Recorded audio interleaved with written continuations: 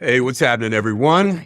Welcome to this episode of Corner Table Talk. I'm your host, Brad Johnson, and we explore subjects related to food plus drink plus culture. As always, with questions or comments, and we love your questions and comments, you can reach me at brad@postandbeamhospitality.com. For those of you that are new to this show, I want to let you know that there's a great segment that immediately follows our program. And I host with my dear friend, sister, longtime close pal of mine, the Ambassador Shabazz. She is the eldest daughter of Dr. Betty Shabazz and Malcolm X. And she's listening in as we go along with each guest. And she provides a little insight as to the conversation and things she picked up on. She also shares with us some of the cool stuff she's up to. So stick around afterwards for Ambassador Shabazz. Anybody who has lived in Los Angeles and loves music and quality programming, they're aware of KCRW, the radio station. At a time when traditional radio is increasingly challenged by streaming, KCRW is a listener-supported NPR station that also streams worldwide, so there's no excuse if you live somewhere else to not pick up on KCRW. Its musical on-air hosts like Novena Carmel, who happens to be Sly Stone's daughter, Anthony Valadez, and Lit, among others, they play an eclectic mix of music that often can't be heard anywhere else. This is not an advertisement. I'm just telling you as a fan of the station. I love what they do. I've discovered so many artists and so much music there. From Kendrick Lamar to Benny Sings to Cleo Soul, Bob Dylan, Gil Scott-Heron, name it, you'll hear them there. Plus a great mix of talk radio in the afternoon. Jennifer Farrow, the GM there, just does a fantastic job. And sometimes in LA, I just listen to KCRW all day long. So it was one of these mornings with Shazam at the ready that I was moving through the day and I heard a track by my guest today, and I stopped and I moved closer to my portable JBL speaker to get a better listen. And I was really taken by the flow and the lyrics of what I was hearing. The track was titled I've Been. And joining me today is the artist who was new to me that day, Def Sound. Def is a Grammy Award considered contemporary hip hop artist, producer, poet, and award-winning academic. I should also say a designer with some pretty cool clothes. Born and based in South Central Los Angeles.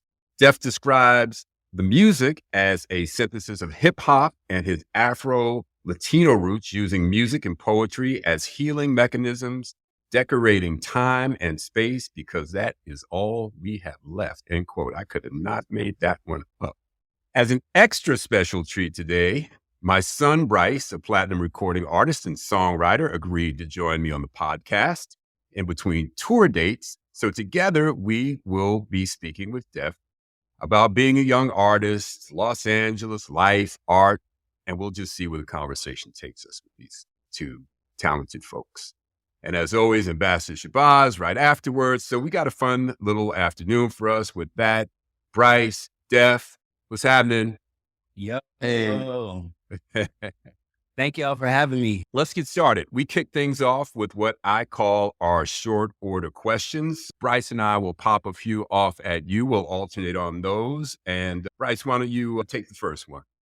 Yeah. What up, Def? Yeah, I'm pumped to be here with you, man. I really am. I got questions for you because it's always nice to pick another artist's brain. First question that I always love to ask is what you've been listening to lately. And I know that's probably hard for you because your sound is very involving of different things.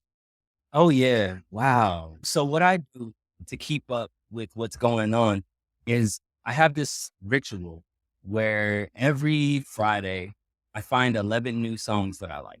I've heard that there's a study that most people stop looking for new music after 27 years old. Like, you decided this is what I like. And so you either listen to the same thing or you find things that reinforce that. But that's most people. That's not everybody. To combat that within myself, I try to challenge myself to find 11 new things. That's a weekly thing for me. I've been going back and listening to Santi Gold. Super dope. Absolutely. Just so slept on. And I was like, yo, I got to get back into her catalog. It's cool though, because she's been a consistent thing to know about for a long time. Right? For sure. But there's these eras that have happened, the ebb and flow of the internet and things like that, where there's entire parts of people's catalogs that we just like, that was in MySpace days. And if you go back, there was so much fire that just really did happen. Been into Young Fathers. They're from Scotland. Really dope, really experimental. Rap Ferreira. That's one of the dopest lyricists to exist. He began a song by saying, I'm the type of slave that you buy when you need a new master. I could spell a spell backwards and wrap it around myself, write it tight in front like a karate belt. Wow. Different. I feel like I just started a book and it's really good. Rap Ferreira. That's all I can say. He's incredible. Of course, the new K Dot. Come on. Like, Mr. Morale, Big Steppers it opened a whole new portal for us. A few people have walked in, a few people are still at the entrance, but they'll catch up. Dad, just so you know, that's the album that I was playing for you, the new Kendrick Lamar album. That song, Silent Hill. Bryce played that, and I like Kendrick, but I had not heard that. He surprised me. He walked in the door with it. It was a trip, man. So I'm talking to him on the phone. It's a Sunday. I happen to be in Florida. He's in LA, and I miss him. I hadn't seen him in a couple of months. We usually don't go that long. So he calls me like his regular father-son talk on Sunday. We're talking. I'm laying on the couch. And then all of a sudden, he's in the living room, and I'm looking at the phone. I'm like, wait a minute, this is not FaceTime. This is real. He's standing next to me. But yeah, he played Kendrick for me on that. Oh, yeah. That was He's fun. missing one part of it. He thought somebody was breaking into the house. Oh, yeah, because the door opened. And Linda and I are sitting on the couch. I'm like, was his front door open? Yeah. She gives me like, I don't know look. And I'm like, oh, man. So before we move from this question, Bryce, what are you listening to, man? Oh, I always have to look at my phone. You just listed them off so quickly, Def. I was like, oh boy. I think every single day I played Silent Hill by Kendrick Lamar just for that second verse, the Kodak one. I have consistently tried to learn the words to it every single day, and I'm almost there. But like you, man, I love the idea of just making it part of your job to find something new every week, at least a few things. I didn't know that statistic, though. It's really interesting. Yeah. A couple of other cats I do want to shout out really quick. Salt is incredible. If y'all aren't into them. Is that SAULT? Yep. Salt? Yeah, I so love them. consistent, so classic. We're going to be sampling them in 10 years. ABBA has an incredible album. Little Sims has an incredible album. There's Athletic Progression.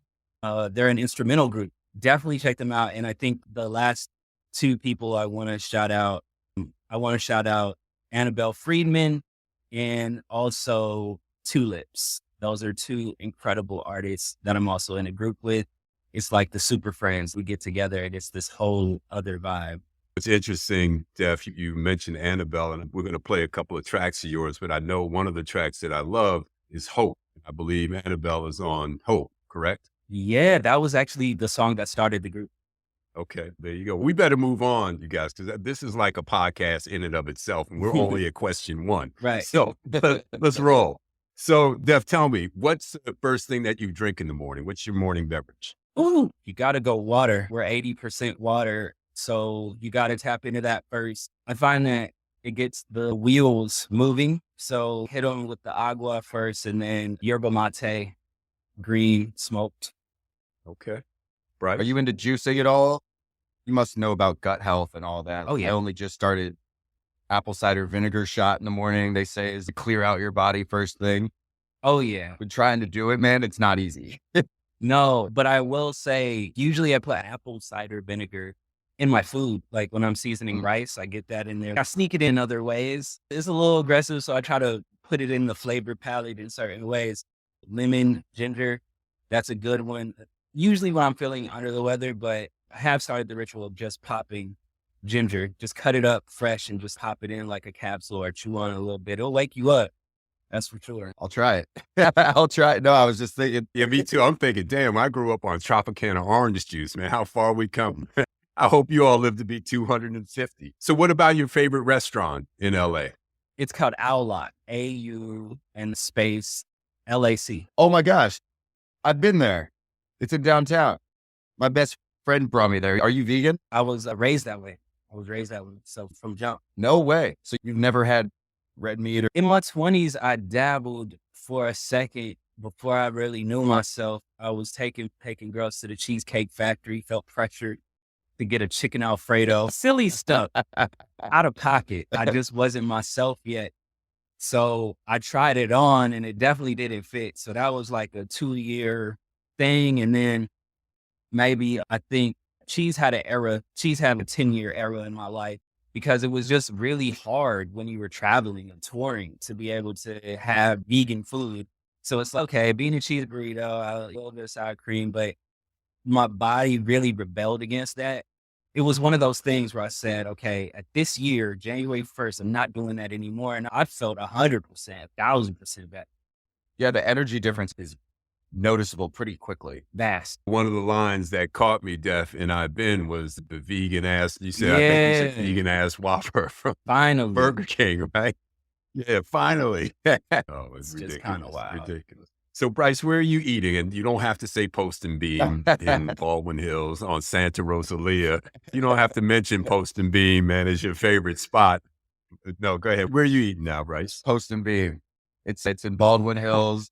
So I live right in the middle of Hollywood now, man. And as someone that grew up in LA, you know that sometimes all of a sudden you're in an area that just becomes a hot spot out of nowhere. You would never expect it. Yep. And during the pandemic, when I moved into Hollywood and it was just homeless people galore and crime everywhere, there was nothing. It was completely barren. And in the last 6 months, 2 of the most, I guess you could say, pop-in restaurants have come up 5 minutes from my house. And one of them is called Mother Wolf. It's an Italian spot. I went and tried it last week just because it is a hot spot and you feel like a hipster trying like the hot spot, but it is good. It's really fire. So Mother Wolf, I would definitely suggest. For something a little less like bougie, have you had Jitlada? Jitlada, nah. So technically it's Michelin. I don't know how that works. It's just a really authentic Thai food place. They have vegan options too, but it's in the cut. And I would definitely try that. Oh, I'm gonna look that up because my go-to ice spot is Bulan over there in Sunset Junction, like on that side. I'm trying not to have my phone, but I really want to write down all these artists and Make some restaurants. notes. Yeah. So both of you should know Michelin is like the guide for fine dining. In the last 2 years or so, they've relaxed their standards to include more casual places because it used to be just tablecloth restaurants, but they're like, no, you can find a great Vietnamese place in the corner of a mall in Silver Lake or Mississippi for Vietnamese. It could be anything. So they've relaxed their standards. But anyway, we got to move on. So I'm going to pose the next couple of questions to both of you. Def, you first. Where's your favorite place to write? I like to write in motion. So a lot of times I'm driving and I have it on repeat. I've also been practicing not writing things down. And so it's like my voice record is always there. I love to write in my head while in motion. Typically, the car is where a lot of ideas happen. Love that. Bryce, how about you? Same here. There is some science to that too. When they do psychotherapy, like intensive psychotherapy, sometimes they have you walk around the room while you're talking about things because it opens up that section of your brain the same way that driving and writing does. So there is something really important to actually doing that. Even when you get up, when you're in the studio and you start walking around, you come up with new ideas. So I'm the same way, man. In the car is where I get the most done. If I'm sitting down and I'm in the studio and I'm just looking at the same environment, especially if there's no windows, I don't know how you are in a studio, but I can't do that every day. Not see the sun go down and the moon come up while I'm trying to have life in motion. Yeah. All right. So last one of these, a few first. What are you reading? Ooh, that's a great question. In the Black Fantastic, I've been reading this book. It's an art book, but it's a lot deeper than that. It's the first book I've seen that talks about Black art in a way that it doesn't lump everything together with Afrofuturism. And I feel like a lot of Black creativity is lumped in there when it's advanced. I think any Black person who's creating during this time is already Afrofuturism. So where are those delineations? What about hoodoo? What about people that are Afro astronauts? What about people that are getting into summoning of spirits? And then what are those spirits? It really gets super, super detailed into the Black aesthetics a little further than space is the place. So I really enjoyed that. And also a narrative novel that I would suggest to anyone is Long Division by Kiese Layman. It's a book that you can read one way, and then in the middle of the book, you have to flip it over and start from another beginning. It's really good. I would suggest that. Yeah, two good ones. Bryce, how about you? Iceberg Slim lately. I know I told you a couple months ago, Dad, that I had read Mama Black Widow, which is arguably his darkest book. I don't know if you know of him, but he was from the South Side of Chicago. He grew up really poor when the Great Migration happened. He speaks from the point of view of he was a pimp before he became a full-time writer. So he speaks of things on a really down and dirty level about what that time period was like for Black Americans. And I can't get enough of his writing. It's inspired things in a whole different way. Yeah, I love that from both of you. All right, we are moving into the program here. That was fantastic. I feel like we could do a whole segment of just short order questions with both of you. But let's jump. So I want to write down everything you just said. oh, yeah, definitely. So many tidbits there from both of you. Thank you. So, Def, a quick recap of how I came to connect with you. As I mentioned, listening to KCRW, I felt like I was hearing something different in where poetry and spoken word were meeting hip hop, and just having spent the last 30 years in LA and South Los Angeles. And we're going to talk about the origin of South Los Angeles versus South Central LA. We'll get into that. But so much of what you touched on just resonated with me. And as I mentioned, I had to Shazam it. And then I sent it, as I often do, to my son. I sent it to two people. I sent it to Bryce, and I sent it to my buddy, Donnie Jackson, because Donnie's a poet. And I was like, damn, Donnie would love this. Donnie hits me back in 30 seconds. He's like, man, who? That's Def. That's my friend. That's my man. You know, I love Def. Yeah. I said, really? He said, man, I know him. Let me hook you up. So we met each other, you and I, through Donnie. And it was just like crazy that he would know you. I immediately said, man, I just want to get you on the show. I thought it would just be really interesting and a great opportunity. But before we go any further, Donnie's been doing poetry around LA. Is that how you two know one another? Yeah, from the Poetry Lounge.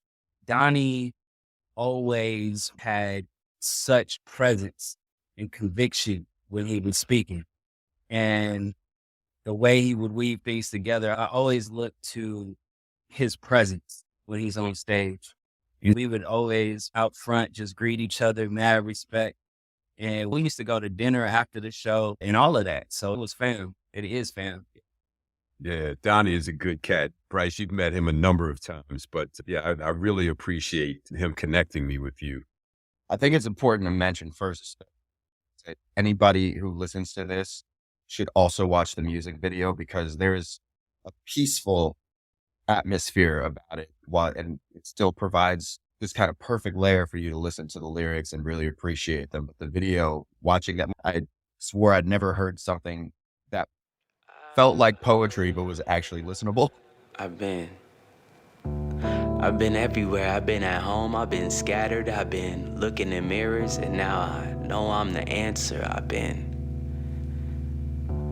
reading in classes, I've been out here living brand new chapters. I've been living in living rooms. I've been invisible. I've been seen. I've been deaf. And sometimes I've even been listened to. I've been letting go where my letters go, making moments more collectible. I've been way less accessible. I've been working on my chair pose. I've been speaking in more codes. I've been finding lies in they libraries. Reparations is still owed.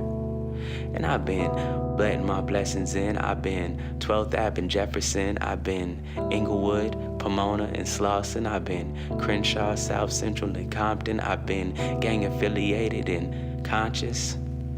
In my reality, banging was never an option, but those was my references and those were my settings. I've been in all these places of reverence. I've been, and my life is just living evidence. I've been Chi-Town, Southside, everywhere my mother was watered. I've been wanting to go to Panama, and that's the soil of my father. I've been knowing it's such a dirty game. I can't promise I ain't coming out spotless. I know all of they gossip. I've been in relationships and most of them toxic, to the point Well, you couldn't wash off the toxins. I've been thirsty, I've been water, I've been plant-based my whole life, and they finally dropped a vegan-ass Whopper. I've been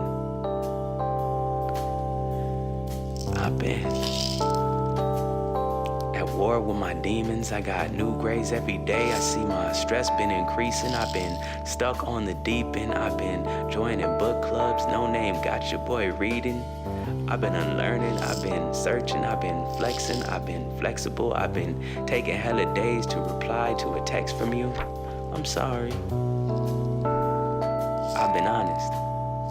I've had my heart broken like a promise. I've been decolonizing my closet. I've been intentional with my dollars. I've been learning boundaries. I've been done with jobs paying hourly. I've been thinking a lot more while I'm showering. I've been putting my 10,000 hours in. I've been thinking about ownership. I've been thinking about how, I don't really think I want this shit. I've been thinking about meaning. I've been thinking about us. I've been thinking about freedom. I've been thinking about loyalty. I've been loving more openly. I've been collecting more royalties. I've been flourishing whether or not you notice me.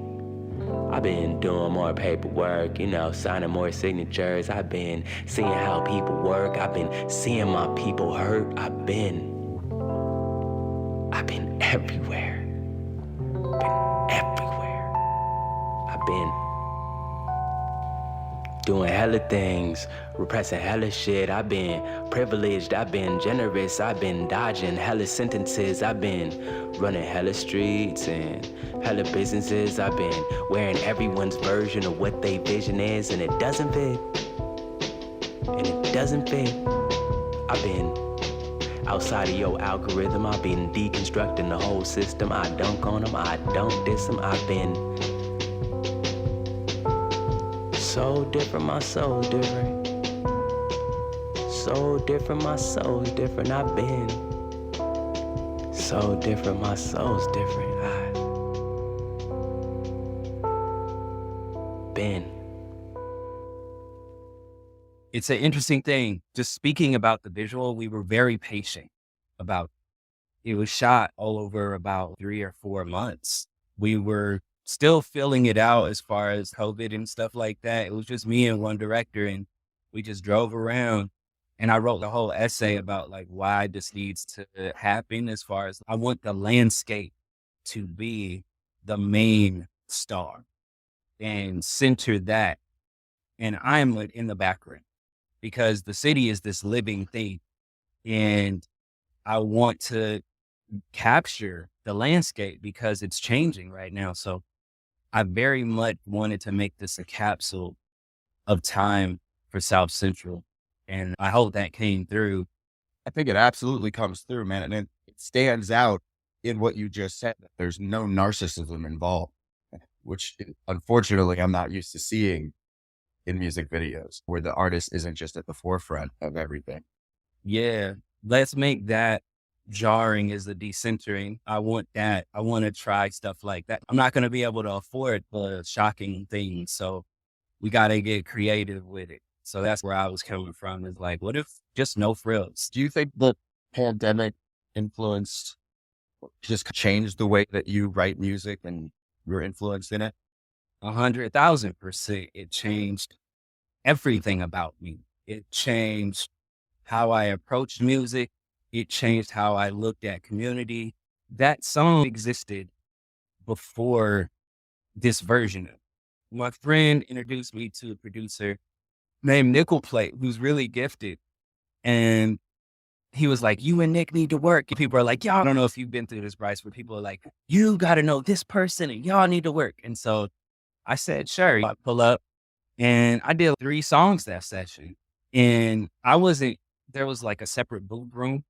And my homie that invited me, Mike Nova, he's like my best friend and my barber, everything. I had 3 full songs in 5 hours. So one of the joints was something part of IB. It was a pattern that I was using, but it wasn't this whole piece that you hear now. So I liked it, and I just asked him to change the drums. I was like, yo, because there was a live drummer, and I was like, I want some 808s to rock on this. He made it into a whole big thing, and I haven't talked about this ever. Still, shout out to him, because look at it now. So anyways, he basically said he didn't want to do the song with me anymore. And I said, all right, cool. That was in 2019. It was like, hey, that was a great session. Mad respect. And as time moved on, pandemic happened. We were supposed to go on tour to South by Southwest. We had shows in Louisiana. It was a lot of stuff about to happen. When the pandemic hit, it was a big pause for us. And we stayed in contact. And one of my friends, Kenny Zhao, who produced this track, I've been, sent me some music. And he had a different poem that I had done over that track. I said, Kenny, just send me the track. Let me try something.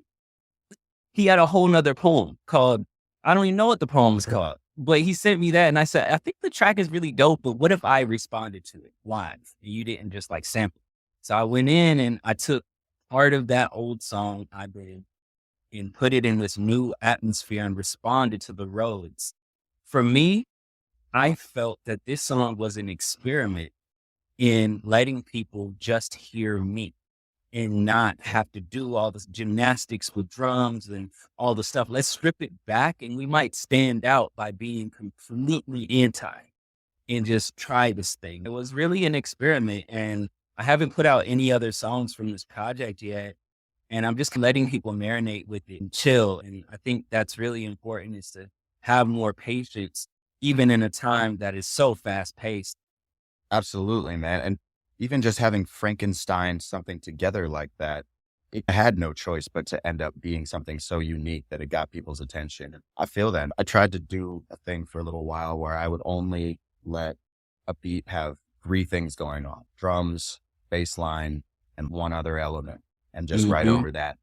Even if you just start on one instrument, Rhodes, guitar, 90% of the time, I find that you actually end up saying more of what's worth being heard. So that's interesting, man. I'm not surprised it worked. It's really impactful. Somebody who I think is a famous minimalist, Pharrell Williams. It's not a lot going on, and everything's really dry too when you listen to those tracks. And it's maybe 5 elements tops on the whole song. I think there is an art, like really understanding that people can only see so many things at one time. I appreciate both of you for the ability to understand that about what you're trying to do and have the voice and the presence to speak up and make sure that you keep it clean that way. I'm thinking of a pianist who I found 10 years ago. We used to have her play at Post and Beam. Japanese woman. She's all of 5'1", and she is bad. She shocks people on the piano. She is just crazy. So she puts out her first album, and it's messy. You can hardly hear the piano from the horns and everything else. And I was like, man, nobody stood up for her. Or she somehow got run over, but you want to hear the piano. And it's the last thing that you hear. And I think of people like Bill Withers, who I love, and the simplicity of that. You don't want stuff in the way. So kudos to you both. So Def, your folks are from Belize and Panama. You were born in South Central LA. So when did South Central become South LA, and what borders define it now? I still think it's South Central. I think that things changed when the gentrification dollars came through, and it was like, we're building this train situation and we got to clean it up because there's a film, South Central, and there's a whole history there. But I think that's why it's so important to continue telling the story. And before that, Tongva land. I entered the chat at South Central, but there's definitely indigenous folks and a whole history that predates all of us trying to figure it out here, and that I want to show respect to. Lupe Fiasco brought up something that was really interesting that I want to table and see what y'all think. But when talking about Juneteenth, he was asked what he thinks about it. And he was like, things aren't remembered until there's money. Money will keep it remembered. So why is Juneteenth being celebrated? Is because they have now figured out a way to monetize the history. So now we have to do battle with, do we want it remembered or do we want to remember? So those are two different things. So I think that it will be remembered how it is paid for in a really weird way. So I remember it at South Central, and until somebody decides to monetize it, it will be forgotten. And so how much do we want to exchange our history? It's a very interesting thing to think about. What borders it for me? I feel it's so weird because you can definitely feel it. when you enter South Central. You get off that freeway, off the 10, you can get off at Arlington, you can get off over there on Vernon, you can get off Crenshaw. And these are I think it like stops when you're on the 10. I think it stops after La Brea. Like when you get off at Washington, that's Culver City. You know what I mean? That's not at all. You know the vibes. So Mid City, shout out Mid City. There's a sweet green. Yeah, there's a lot of sideways fences. And then there's the 110. There's that side of it too. And yeah, I think it's definitely a feel. I grew up off of the 110 South and the 10 West. I was in my joints. Been there so many times, written so many songs there. Have you gone back to where your parents are from? Have you gone back to Belize or Panama? I've been to Belize once when I was really little kid, about 4 or 5. So I haven't been there as like an adult. And Panama, I haven't been. I'm going next month, actually. So that'll be the first time. Yeah. So I'm going to be there for my birthday and really celebrate and turn up on the soil, see what it's talking about. I'll be so interested to see how your influences shine differently in that kind of environment. Oh, I'm so curious to see what I have to write outside of a U.S. context. I think it's this Black experience. And I realized that my experience from Caribbean parents was different. There's a different set of luggage that I come with and a different way of being that I don't subscribe to exactly. I'm really curious to see what a change of scenery will do. And I'll be back late September. So it's going to be a little while. An interesting connecting point here. Ambassador Shabazz, Linda and I were in Belize in December of 2019, just before the pandemic. And Ambassador Shabazz, she's been the ambassador at large to Belize. She took us all over the place, the Mayan chocolate and all these incredible vendors. She took us to one of the oldest drum makers in Belize. And it's a gentleman, I believe, was 90 years old, and he sits there all day, and his daughter is now making these beautiful drums. And so we bought one and brought it back for Bryce. And I know he has it in his studio, so maybe if you two ever get together. I got it right here. That's so ill. Yeah, the Belizean drum, and I think there's something there to draw from. I want to go back because you brought up some really important points. And as the generation preceding you both here, as we're moving on and we're learning a lot from you both, from the young folks. And we did what we did. Our parents did what they did. And we had our eye on a certain ball. Our parents had their eye on civil rights, getting us a seat on the bus and a seat in the classroom. And we gladly took that seat on the bus and gladly took that seat in the classroom and gladly took that job and opened businesses. And it wasn't party all the time, but we didn't have to fight a war. We didn't have to go to war. We didn't have to fight for civil rights. We didn't get shot at and dogs biting at us. So we had a different life. You all are having a different life. And one of the things that I am often concerned about, and I've talked to Bryce about this, I don't have an answer, but I think it is in your generation's hands to at least articulate and document, write about, sing about, film. Because as our cultures merge more, that's inevitable. Things are going to happen. Money determines a lot. And gentrification is just money. Yes, there are people who are ill-intended that displace people with a motive, but most of the time it's money. Land becomes more valuable. People with the money move in. People that have less money have to move out because they can't afford to stay. Taxes go up, blah, blah, blah. But it's so important as our culture starts to move to other places and migrate to other places that you all document this, write about it, sing about it, write poetry about it, make the records clear, because that's what we're going to have. Sorry, just to add on that, also to reinvest in the areas that we grew up and that our culture is held in. Absolutely. Def, I'm curious, man, what was the music played around your household with your parents? What were they playing that you remember as an early influence for you? Oh, Take Six. Take Six was running it, the Sheard sisters. So it was gospel. It was straight up gospel. My parents didn't allow secular music at the crib at all. And so it was something I had to search for. It was something I had to really do my homework on. And so I think like growing up, it was all gospel in the crib. You know, BB and CC Winans, that was going up. So it was just like a soulful house. And I think just hearing a lot of harmonies. My peers were in the choir. So every Friday night, that was choir rehearsal. So really, the voice was very centered in my home. Bryce, I'm almost embarrassed to admit I had you in the car with the top down listening to Nas at Don't very be young embarrassed about age. that. Exactly. But your mom was playing Disney Yeah. tunes. Yeah. I guess there was some Yeah, balance. What about you, man? What do you remember, Bryce? I remember Music Soul Child. Always listening to Music Soul Child in the car. I remember my mom with the Allman Brothers and Earth, Wind, and Fire.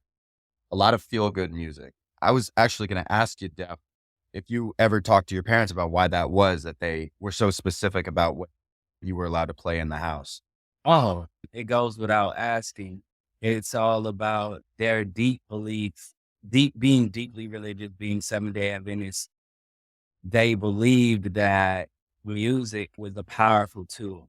And so whatever you're going to put inside of your mind, they really believe that the inputs are real. I'll just say a quote. My dad is saying, "You are in the world, but not of the world."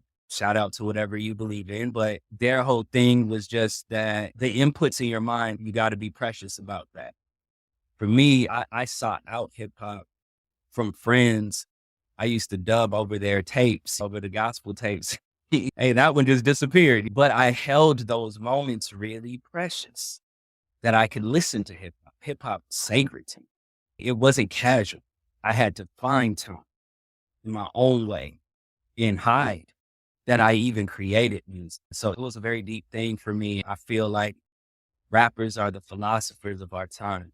They hold the wisdoms. Like when we use captions and stuff like that, you're quoting a lot of rap lyrics. These are the things that are talking. This is the language of the now. Yeah, I hold it in a sacred place because I had to work for it. Interesting. All right, man. I think me and everybody else want to hear more of your music. Is there a specific song that you hold most dear to you want to play us? Yeah, absolutely. If there was a song that is a thesis, I would say it's 12th Ave and Jefferson. And that puts us right back in South Central. So that song to me, that's the bio actual right there. The streets where they grew is sad, mirrored scenes from Miramax. I wasn't banging that, I wasn't banging gats. This is not glorified, I wasn't interested. This is pre-gentrified, I was an instrument. Couldn't be sensitive, this my antithesis. Picture this living conditions, this is photosynthesis. My memory photogenic this. 12th Ave and Jefferson, that was my innocence. That's the beginning of this was my genesis. Surrounded by Dorsey and Crenshaw, wrote what my pen saw, wrote where we came from. Can't take my skin off. My skin isn't a trend, nah, this ain't for show, fam. No, this ain't a spin-off, nah. And this is what I'm born with. Birth with a birthright. Reverse the verse like, nah, this ain't my first life. This feeling is good like raps at the good life. This feeling is good like melanin and sunlight, yeah.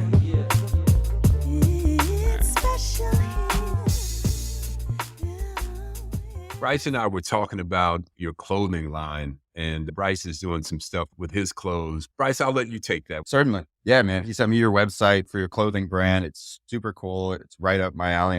It feels original, but I just want to know what your influence behind it was. Yeah. Thank the Hands Studio. That's the vibe. This was my first time really going into cut and sew and having the ability to hire sewers, to be able to buy the fabric that I love, to really go in on a piece of clothing that isn't just printed on. So for me, thank the hands is what we say before we eat, before we break bread, before we go off. Is, we got to thank the hands that prepared it. And so it's a lot of hands that came before us.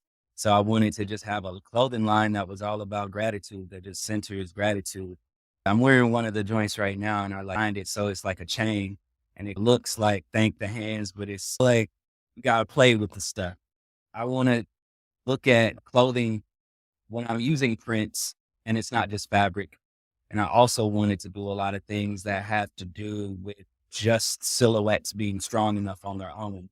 Timeless clothing. Like I don't want us to buy more clothes. It's just buy these pants, you can wear them forever. That's the whole vibe. And so all of our pants are always drawstrings because you change and you fluctuate. And so I wanted to really bring at least that tinge of sustainability to it. I think of when I do prints as tattoos, like where would I get this tatted? And I like print that. That's so fun. Yeah, 100%. It's anything that I would want to wear on a shirt. It's something that I can see on my body. And I have a lot of random ones, but that is how it comes. Like I made the last merch, this funny little tattoo that I have on my arm. And it does feel really like it's partying. Yeah. Yep. It's the best stuff. And Bryce, you've been selling instead of accumulating and just having an overflowing closet. You've been making the stuff that you've worn, this one of a kind stuff, available. Yeah. Yeah. I don't know if you use Depop ever, but that's what I use just because it still feels like a platform that makes it easy for artists to just do what they want to do. I have so much stuff accumulated, as I'm sure you do. I don't only want people who consider themselves high fashion to be able to wear stuff. So I'll drop the prices like crazy and I'll just sell it to fans and they go crazy over it. And then they can wear it to shows. And even though it's not my brand, it's part of me. They saw it on stage. They saw it in an interview, something like that. And then they just get to be part of it that way. Definitely. I got to get on Depop. It's just a matter of literally uploading the stuff. I'm like, just got to do that. It is, bro. It takes forever. I'm not even going to lie. It takes forever. Yeah. But what you're doing is great. I'm sure, I don't know if you paint, but this all kinds of art at least give you the opportunity for one moment to focus on one thing, clear your mind of everything else around you and just focus on that one brush stroke or sewing that one piece the right way. So I'm asking, but I imagine that is part of it too. There's an artistry to even fashion, obviously. Oh, definitely. Another way of expressing oneself without saying a word. So the music industry over time has had its own reputation, which as it has evolved along with the way that music gets heard. And I'm curious, Def and Bryce, Def, you first, what's the biggest challenge that you face these days as an artist? I know it's a lot easier to have music heard, but there's a lot more music to be heard. And representation has always been questionable, and artists, of course, have been taken advantage of in the past. But I'm curious, and then two-part question. So that first, and then how did it feel to hear your song play on KCRW? Yeah. Okay. Could you rephrase the first question? Sure. So your biggest challenge, again, as the music industry has evolved and it's easier, you can sit at home and make tracks and put it on the internet and have it heard, but still there's a lot more music out there. So I'm curious, where in that is a challenge for you? And how about management? Are you well represented? Do you feel good about the people that you're working with? Obviously, I don't want you to say anything bad about the people you're working with, but do you feel like you've gotten good guidance? Oh, yeah, I definitely have good guidance. So first advice, get you a lawyer, get that kind of guidance. I am self-managing right now, and I find that it is challenging, absolutely. But I think the biggest challenge, honestly, is money. If you're trying to make a lot of money, music might not be the thing you should do. I think you should do something else that pays your bills and make music because you love to do that. I think you should, for me, it's like the way that streaming works does not work for artists. So for me, I'm expressing myself and I'm making what I want to hear. And when money comes, like, it's really wild. Like, I had a placement with Grownish this past season, and that was awesome. It wasn't something I did particular, like, I want to get it on TV. I made what I love and I have no regrets. That's really how I approach it. Is I think Lupe said something, what's the difference between a album and a life insurance policy? Spotify. And it's an interesting thing to be like, these are the things I'm leaving the world. This is this other thing. This is something that isn't just about money for me. And therefore I can transcend action, because I'm not really worried about that. I think it's challenging to break between a independent artist and a label. And I'm not against labels at all. I think you just got to know what you sign for, understand that it's a bank and it's got to pay that stuff back. It's a loan, basically. So either you figure out how you want to do that dance, but hearing things on KCRW, to me, that's the place that I grew up listening to music. My dad was driving me to school, bumping KCRW and NPR. So to me, it's so full circle. And I'm so thankful to every single DJ who plays my music, because to find my music, you're already dope. Like you're already on some really fire stuff. The fact, because it's not in your face. So you're taking a risk that I applaud you for, to recognize something that isn't sold to you, but is presented in a way with integrity. Thank you. Thank you. And I appreciate that. And I didn't mention Garth Trinidad because he's no longer on the air, but that was my guy, man. That was when I first heard, right? Shout out Uncle Garth. When I first heard Garth on the air, man, I was like, what? Oh, man, there's no station that I've heard anywhere like this. So, Bryce, what's your spin on any of that? The experiences you have had as an artist, you're with a major label, a little different than where Def is, nothing wrong or right about either, but what's your spin on it? I think it was different before the pandemic. I'll start there. I think things have really shifted in the last year, where even when I was going to radio stations, when I put out a song independently, and which is the one that ended up getting me signed, and labels were still the leaders of new music. They had to be music fans. They had to be people that were willing to take a risk on a new artist, a new song, putting it out there, putting money into it, and then getting their investment return. Now it's shifted. Me and my dad were just talking about this last week because he saw I was trying to do some TikTok stuff. And I'm not necessarily the kind of person that wants to be out there in the forefront all the time. I think it's forced a lot of artists to be extroverts when so many of us aren't. And now labels too, since they're following TikTok, they're not leading this anymore. It doesn't feel like music lovers are handling what gets played for the masses. It just sounds like they're following a trend like a gold rush. Before the pandemic, I got to see going to the radio stations that these guys were music fans. They were nerds about it. They loved finding new stuff. They would love Def Sounds music, and they would love bringing you in to talk to you. And then money starts running short. Nobody's doing tours. People start cutting on the internet. Songs blow up just from a moment that has nothing really to do with the song. And it's a little different. It's hard to navigate now. It's hard for me to navigate. I will say that I think the thing about the internet that I have understood is that all of these algorithms can be bought, and you can find your way to the top of the thing because someone has invested in that ad. It's all ad space. So it's either it's something really absurd or you've bought ads. I just understand that there's certain artists that I know that I can't do music with because they have a bank and I don't. Yeah. So it has to look like moons.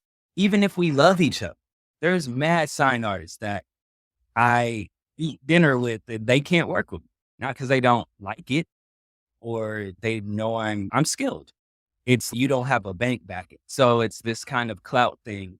And either you can choose to go outside of the algorithm and uplift an artist. Dollar Sign tweeted about I Been. There's no reason for him to do that. He just reached outside his algorithm and did that because he really liked it. I would love for us as artists to not perpetuate the divisions that the system has put on us. 100%, man. I get that everybody's trying to sell something, but as artists, that's what you're supposed to be doing, is taking those chances and making authentic music regardless of who it's with or what they can bring numbers wise.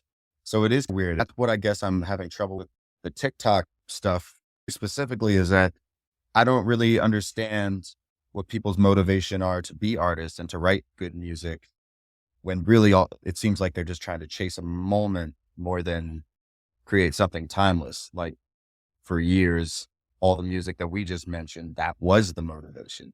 You make what's authentic to you and you make it as good as you can, and then people will notice, instead of having to make it go along with also being shocking or also being trendy in some weird way or be able to do some stupid dance to it. I don't know. I don't really get it either. The good thing is when there are ways that you can, my label knows that I will work with whoever I want to work with.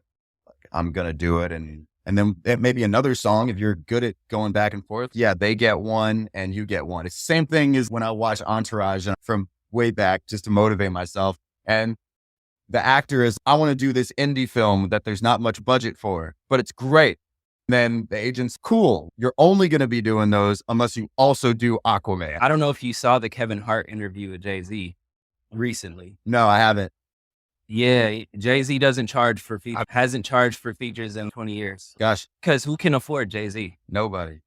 So it's just relationships. Yeah. I think when you get to a certain point, that is obviously easier to do. You're not taking a risk anymore. Most artists want to get to that point. Drake does it pretty well, right? He grabs people that you've never heard of outside of people really deep in the communities where those rappers come from and elevates them, but he's not taking a risk anymore. No. And I will say that relevancy is a currency. So in order to stay relevant in those communities, he has to now learn a style from that person. Conan, all them cats, Lil Baby, he takes their style and gets on their thing. And so now he has a new style and a new community that likes his music. The thing about hip hop now is that, all right, back in the day, you had to have a style. You couldn't just take someone's style and like their ad libs and their whole persona. Now it's people just are taking from each other, and that's cool and all, but also understand you got to shout them out. You can't tell the difference sometimes. Yeah, I know. I don't think people are dumb. I don't think people are stupid. And so I think a lot of artists approach their art as if the audience is stupid. And I try to approach my art like the audience is me. So I try to impress myself, and therefore the art is differently. You nailed it. I've been saying in interviews for years that I always would rather assume the integrity of people who are listening to my music than dumb it down. Yeah.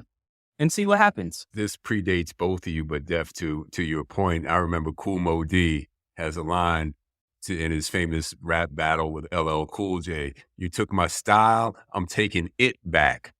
Now, I'm not going to comment on who ultimately won that battle, but Kool Moe Dee had mad respect around the way. And I love the way that this just flowed with you two. And before I move on, Def, you also brought up something really important that I'm so happy to know. I know this was the case with Bryce, and I'm happy to hear this is the case with you. Years ago, Norm Nixon and I, that ex-LA Laker, we managed TLC. We took over their management when they were in debt and it just run up, 12 million album sales, and they should have been rich forever. And between the three girls, they split $1.2 million off of almost 90 million in album sales. And the term that no one knew then, or at least the three of them didn't know because there was collusion and other stuff going on, but was recoupable expense. They did not understand the definition of recoupable expense and ran up bills. And although there were other things going on, that wasn't the only reason they ended up without any money. But to not understand the definition of recoupable expense has done a lot of artists severe disservice. So glad young folks are way more enlightened these days. Winding down here, and this has been just super cool. I think the two of you, there's just so much to be gained listening to both of you. But I wanted to pose a question. My son and I get to talk about this, but not in this context. Jeff, I'll start with you. What worries you most about the state of things in the world these days? What worries me the most? Two things, a lot of things, but two things I'll talk about are a lack of care. I think we're so numb to each other and to each other's plight. And we're so overstimulated that it feels like being able to be present for each other. I don't even think we ask the right questions of each other. So I think care is one thing. Then also thinking we have no impact and thinking that time, like this thing, is just going to continue going and we're all going to be fine. It doesn't really matter that the ice caps are melting. It's this thing where it's like we do have control. Unfortunately, like the idea of a government is that a government is there to take care of the people. And I think it's pretty obvious that the U.S. colonial occupation is not caring about the people, and the people need to overthrow the thing because isn't that its purpose? Its purpose is to take care, and the care is not there.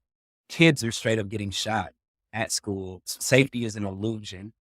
And so I just really feel like we have to care about one another and create systems together that actually take care and protect each other and not look for a third party to do it. Yeah. So care and knowing that we have an impact today, I think is really important. Yeah, I have to agree with you, man. I think the lack of empathy, especially here for your fellow man and neighbor, it's almost not even emphasized. It's not held dear anymore. That used to be a big part of it, looking out for each other and being on the same team. And doesn't feel like it feels like every man for himself, which is a scary thing in a civilization. The internet has just made it harder. As great as it is that we have all this immediate access to more information on a regular basis, it also gets so muddied that people don't even know what they're arguing in favor of, which separates us even more. People get the news from only so many sources, and other people don't trust that news. So they can't agree on even what the problems are and how severe they are. Everyone's got a motivation, even people in government. I get why people feel like it's every man for himself. We live in LA, and we've seen in the last 3 years, it become a different city in a lot of ways. Maybe not so much in South Central. I don't know. It's definitely getting harder to stay positive. And I know when people's cup is overflowing, that's when they feel more willing to go help other people, and they want other people to feel how they feel. And it was why I started writing music. Like, it helped me feel better. And then the songs that I wrote made other people feel better and bring them into this place. I think the lack of camaraderie in general, people, there's like a level of decency that's just missing between everybody that I miss from when I was growing up, or I felt like the illusion of it when I was growing up.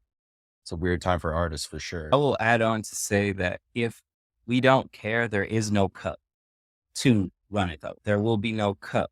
I believe that the pandemic was a point, was a call out, was a call in to everybody to reassess how we're doing this. And if we don't, more things are going to keep happening. We literally have to change, like how we socialize, what we think is success. We have to question our desires at this. If you want to keep doing that the earth is saying, no, bro, stop doing that. And then now we have monkeypox. And it's like, fam, like we just have to really, I miss quarantine. We need to shut it down. Shut it down again. Y'all didn't learn y'all lesson. Go back. I'm so sorry. With all due respect, a lot of people didn't have the opportunity to learn a lesson. They're trying to get by. I know. And I'm saying the whole system that makes it so we have houseless people while we have housing, that has to be redone, because you should have a place to quarantine. We have the resources, what I'm saying. We have the resources, and they're not distributed even. That's what race is about. It's like race is so that we can figure out who gets and who don't. It's not real. It's a construct. So it's like they've decided these people don't get stuff because of your skin tone and that you're a descendant of a slave. Even Octavia said, like in the book, it's the 3-part book, Lilith's Brood, the aliens came to talk to humans, or they saved a few humans. And they're like, the biggest problem with human beings is this conflict between hyperintelligence. You have so much intelligence, hierarchical thinking. Those two things don't go together. That's our problem. It's hierarchical thinking. The fact that there's someone below you and there's a person below me, and that we don't see women as equal. That's our problem, because that's how we organize the wealth. Clearly, we are not going to settle all of this today, but what I am really encouraged by is the heady discussion that you two engage in. And look, my generation, as I've said, we had a role, right? We did what we've done, and we've opened some doors and left some others, unfortunately, a little too open. Maybe there was more that we should have done, but preceding generation, my father's generation, was you do what you do because I told you to. At least our generation, we're conversing with you now on our way into the next stage of life. So there's a higher level of communication going on. We now understand the connection between the body and the mind, and what your mind is doing, your body reacts to, and you've got to control that trauma so that it doesn't turn into a constant state of fight or flight. You've got to control this information as it flows to you, because you have that choice what to listen to. And as you make those choices, algorithms tune in to that and send you more of what it thinks you want. So you have some challenges, but I have to say I'm really encouraged. No question. You two represent young folks that are more than capable. You got the brains and the ability to articulate and speak to a wide audience. Thank you for today. I'm really grateful to both of you for joining. Oh, yeah. I want to say something real quick. I forget where this quote is from, but it takes 3 generations to make an artist. And that's creating an environment to where someone has the ability to think in question. And you got to have the elders that create that groundwork, that create even that level of amount of time for you to sit and think and not be like at the grindstone. So I'm appreciative of the generations that have put in the work. My mother, my father, who worked places and things that are just like, wow, I can't even fathom. So I want to give thanks to that. And I'm just passionate. I want this thing to be different for all of us. I've been. As promised, we are going to close the show with the track that I mentioned from Def and Company. It's titled Hope. And I think that's the right note to end this session of Corner Table Talk. Def Sound. My son Bryce, thank you both for joining me. I'm glad I didn't have to pay you because I could never afford to have you. Blessings, y'all. Hey, I'm really glad to be in conversation with you.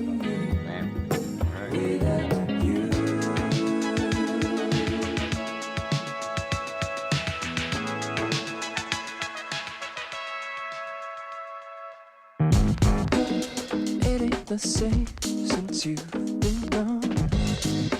Living for today, carrying on. What am I hoping for?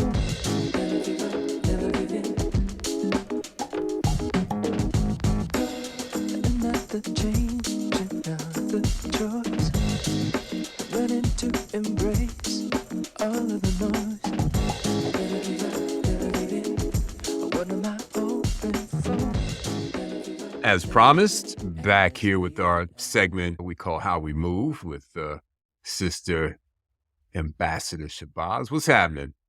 Wow, that was wonderful for a number of reasons. Also, to listen to my nephew, your son, interact with a comrade in real time, someone I've watched for a couple of decades discover his own uniqueness in voice, in music, and to then meet yet another brilliant, emotional lyricist was really great. Left brain, right brain. I come from that space, and watching that union with this generation feel the freedom and the liberty to enable genius to come through whatever medium is beckoning them. Hats off to you there, Sir Vine. Just to be nominated is an honor, guys. I really appreciate it. No, but this was a new experience for me too. I like being on the other end of the interview. Definitely gets weird. And I remember when it was really happening all the time, when I was just getting interviewed every day, I could see how this could breed narcissism. So it's really nice to be on the other end of it and have to listen, have to be curious, follow the conversation, and see what the other person has to offer and what they're trying to bring to the world. It's refreshing for sure. Also, I noticed that you, Paul, got to just sit back and listen, and you had to reference your generation a few times. Quite a few. I said, okay, he said it 12 times. I don't have to repeat it. You would never know by looking at the three of us, so I had to make it clear. But yeah, it was certainly cool to sit back, Ambassador, and just listen to their minds just flow. I felt like they both got comfortable and forgot that we were doing this maybe, and it just turned into a conversation and some free thinking. And just love it. It was wonderful. But also goes to the fact that we were in a forum that enables one to just indeed speak their mind, explore their mind, and not have to really edit any thought process. And I learned a lot. And it also duplicated some aspects of my life. When you made the distinction juxtaposed to our generation in childhood, there's always this like little abyss or oasis where new thought had to discover and find out where it landed. I know I was that kid. I was that young person who didn't always beat to the same drummer. And being able to listen or watch Bryce from 10 and 11 and exploring music and a platinum hairdo. You really got to bring that up. But also freedom to explore the uniqueness of oneself without being scolded or judged or assessed. And even if that happened, it doesn't impair to know that's the exploration that young people need in order to get to wherever. we need to be at any set point in our lives was just really exciting. I was that kind of person. At this age, I can attest to the fact that even if the road is isolating, that it's really more beneficial to find the confidence following your path, right? So even if you skin your knees, if you get off track, to be able to be where you are and to make sure you find the company of people who support you where you are, trusting that in the ebb and flow of life, you will arrive where you need to be. I think in my childhood, when I think of brilliant conversations like the one I just heard, I was younger than them, but it included like Nina Simone, who was in her 30s. Now we just think about this retrospective classic artist, but we're talking about young people at the time and the last poets, Felipe Luciano. We talk about poets and librettists who weren't really all understood at their given time. People did want to mold them. They did want them to sound a certain way. And they weren't always wealthy in terms of financial currency, but in terms of cultural currency, there was real value. There was staying power.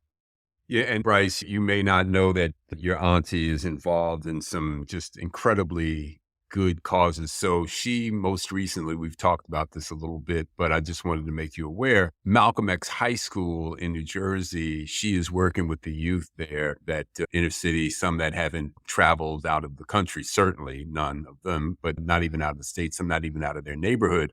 She's working on getting these young folks passports. And the excitement that builds with these young kids when she introduces the idea of international travel, and speaking with Def about Belize, where Ambassador just came back from and where she's getting ready to go back to, the glee that these young folks, when she introduces the idea of a passport and then tells them where they can go, and they call her back in the next meeting, they're like, can I change my destination? Can I go to Italy too? And she said, yeah, you can go anywhere you want. But this is what she's doing, man. She's getting young people passports to travel internationally. It's a beautiful cause. Wow. What a beautiful motivation for these kids, too. It's mental, it's emotional and mental. So even if they don't get on a plane anytime soon, they know they can. Yeah, it's that limitlessness that you're supposed to feel at a young age. That's exactly right.